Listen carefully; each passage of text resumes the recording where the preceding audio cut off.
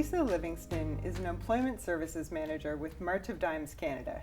She joins me today to talk about SkillingUp, a free online program providing digital skills training for Canadians living with a disability. Welcome, Lisa. Thank you. So to start, can you tell us a bit about yourself and your role at March of Dimes? Sure. I'm a manager in the Skills Development and Employment Department with March of Dimes. I've been there for almost 20 years, and during the 20 years I've worked in different projects, different programs, contracts, etc. in employment services. And most recently I've been managing, both at a provincial and national level, programs where we're connecting businesses with people who have a disability for the purposes of employment and mentorship. And as we're here to talk about today, SkillingUp is one of my biggest projects currently, and it's a collaboration we have with Microsoft and CIBC. Great. So what is SkillingUp? SkillingUp is a digital skilling program. The purpose is to bring digital skills to people who have a disability, who live in Canada, and to give them that opportunity to upskill and reskill so that they can be qualified for tech and tech-enabled roles. One of the really cool things about the program is, in addition to this skilling, they have the option to connect with mentors who are working in a field of interest to them, and also have access to job development support. That's great. Yeah. What kinds of programs can people take on SkillingUp?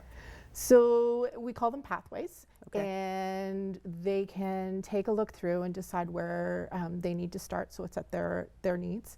And they can start really basic. We call it digital literacy and productivity, the really entry-level program. And then they can progress through to the intermediate certificate program, so office administration, sort of business analyst certificates. And then they can work into our advanced, which are actual Microsoft certifications. In addition to the technical focus, they can also take advantage of some complementary programs. So things like professional soft skills that everybody can use, and entrepreneurial programs somebody might be interested in. And then in addition to that, there's also some job development courses to help them along the way. How did you decide which programs to offer on SkillingUp?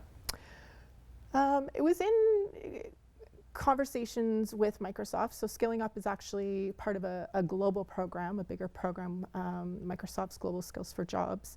And they did a lot of research and looking into which skills, particularly that businesses are having difficulty getting in their employees.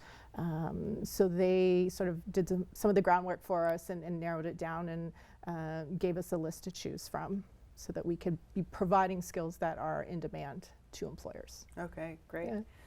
And why now? Why did you create or launch SkillingUp just in the last couple of years? Well, obviously the world is very tech focused, and we're continuing to focus on tech and digital work and life. As you know, one of the problems we have is that there's about 8 million Canadians in Canada who have a disability, and about 40% of those who are unemployed have the ability to work. One of the other problems we have is that businesses, as I said, can't find employees with those tech skills that they need, and they need people coming in quickly and who can upskill quickly. So there's a big skills gap, and there's a gap for people who have disabilities who want to work. So in October of 2022, we launched SkillingUp to try to address that skills gap and bring free, relevant, and professional level recognized training and certifications to people with disabilities so that we can help them be more employable and help businesses get the employees they need. Great. So for someone who wants to sign up, what's the process? So if you go to our website, there are sections on the website for people to find out about which particular programs or pathways we offer. There's areas they can go to sign up for an informational session. So we offer informational sessions so people can learn more. If they've researched it and they know about it and they want to go right in, then they can sign up and get learning as quickly. And then there's also places there for organizations, employment agencies, to learn more about it, as well as businesses. So if businesses are interested in becoming mentors, they can also connect with us through that website.